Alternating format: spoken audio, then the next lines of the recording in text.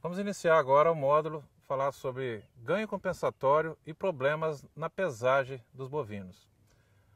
Bem, o termo ganho compensatório ele faz parte da nossa pecuária. Por quê? Porque nós temos um ciclo de produção bastante determinado entre período das águas e período das secas. O que acontece nesse período? Acontece o seguinte, que o animal no período das águas ele tem uma oferta tanto em quantidade como em qualidade de pasto melhor, e a partir do momento que esse pasto vai entrando na época de outono, chegando lá no inverno, esse pasto vai piorando, ou seja, a quantidade de proteína vai diminuindo, a quantidade de fibra vai aumentando. Isso faz com que o animal não consiga atender, consumindo somente esse pasto, atender o requerimento dele, requerimento de energia, requerimento de proteína, tá? E o animal, em função de não atender o requerimento dele, ele precisa passar por ajustes.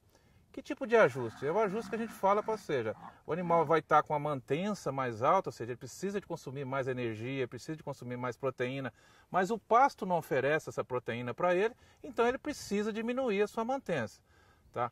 E para isso, ele modifica os órgãos dele, tá? Principalmente aqueles órgãos que estão mais associados ao metabolismo. Por exemplo, o trato gastrointestinal do animal, o fígado, o coração, a quantidade de sangue que esse animal está produzindo. Isso é um processo de economia, porque se ele tivesse com um fígado grande, por exemplo, ele estaria gastando muita energia para mantença. Só para vocês terem uma ideia, o fígado do animal representa aí 1,4, 1,5% do peso do animal. A quantidade de músculo que o animal tem como um todo representa da ordem de 22 a 23% do peso do animal. E essas duas porções gastam a mesma quantidade de energia. Veja a diferença de uma e veja a diferença da outra. Então, numa condição de estresse nutricional, o animal diminui o tamanho desses órgãos. E aí o que a gente chama de vísceras. Só que essas vísceras são extremamente importantes para fazer com que o animal ganhe peso.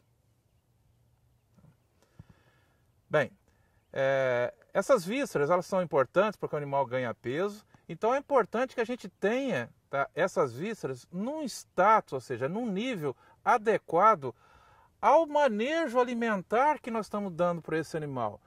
Por exemplo, eu estou com o animal na entrada do confinamento, quer seja no confinamento no pasto ou no confinamento convencional. Esse animal, por exemplo, pode estar pesando 400 quilos, por exemplo. Eu coloco esse animal no confinamento, vou adaptar esse animal. Só que a adaptação, ela não é só adaptação à dieta propriamente dita, como já comentado. Nós precisamos fazer com que esse animal tenha uma recuperação das vísceras. Por quê? Porque pode ser que eu consiga levar o consumo de matéria seca do animal, só que as vísceras, como elas sofreram muito durante o processo, por exemplo, da seca, o animal ficou muito tempo sem receber nutriente em quantidade adequada para atender o requerimento dele e reduziu esse status de vísceras. Quando eu estou com esse animal lá no confinamento, ele passa a ter que recuperar mais essas vísceras. E isso é um problema. Por quê? Porque é o seguinte, para recuperar essas vísceras, o animal precisa de comer mais. Só que ele está comendo mais e, ao mesmo tempo, aquele ganho de peso que o produtor está vendo lá na balança não é o ganho efetivamente que a gente precisa. Qual que é o ganho efetivamente que a gente precisa? É que o animal ganhe pelo menos 1 quilo de carcaça por dia. Numa situação como essa, o animal vai fazer o quê? Ele vai ganhar 1,8 kg, 2 kg por dia, mas ele não está colocando, em média, aquele quilo de carcaça que a gente precisa, que a nossa fonte de receita é a carcaça.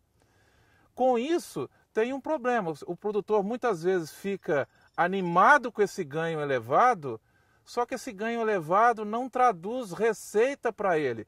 Quando ele vai levar esse animal lá no frigorífico, o que vai acontecer? O rendimento de carcaça desse animal vai dar baixo. Por quê? Porque durante uma boa parte do período da terminação do animal, no confinamento, no pasto ou no confinamento convencional, esse animal passou 30, 40 dias crescendo mais vísceras e não convertendo a dieta mais cara, ou seja, nós estamos falando agora de uma dieta que custa aí 5,50 por dia. Eu tenho que converter essa dieta em carcaça. Eu não tenho que converter essa dieta em ganho de peso vivo do animal. Por isso que é importante toda a fase de recria desse animal, tá? E nós temos que olhar essa fase de recria, tá? Nós temos que entender que o animal ele cresce, ou seja, ele tem uma curva de crescimento contínua ao longo do tempo. E isso é importante, porque a carcaça, que é o que nós vendemos, ela é composta de 3 partes. A carcaça tem osso, a carcaça tem músculo e a carcaça tem gordura. E esses 3 fatores, eles são importantes. Até porque, do ponto de vista hoje de comercialização de animais, de carcaças, nós precisamos preconizar que nós venhamos abater esses animais com acabamento um pouco melhor. Se a gente fizer um levantamento, e já fizemos esses levantamentos em vários frigoríficos, em termos práticos, a grande maioria das carcaças abatidas hoje tem acabamento ausente e escasso. Isso é muito pouca gordura, tá? E aí isso tem um problema sério lá para o frigorífico, tá? E os frigoríficos tendem a tender a rejeitar esse tipo de carcaça.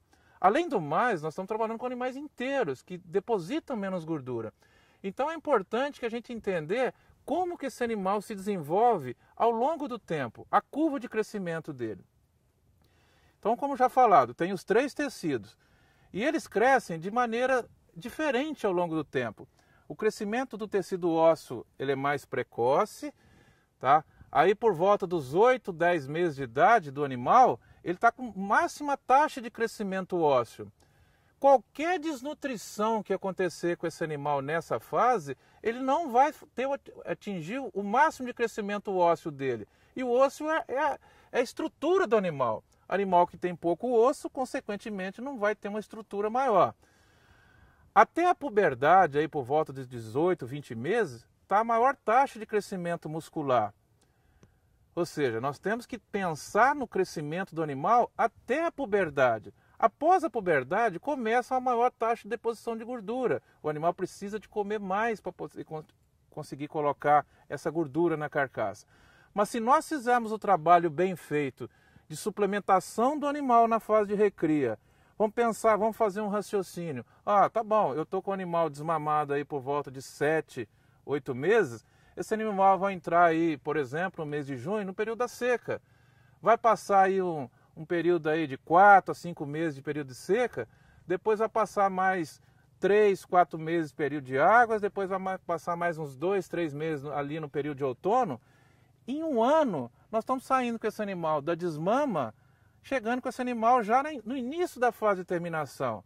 Ou seja, eu vou terminar esse animal agora num confinamento convencional ou vou terminar esse animal num confinamento no pasto, como a gente já comentou. E isso é importante que o pecuarista tenha essa noção, porque senão o que acontece? Ao longo dessa curva de crescimento, esse animal, se ele perde peso, ele ajusta o tamanho de vísceras e depois na fase subsequente ele fica animado com ganhos maiores.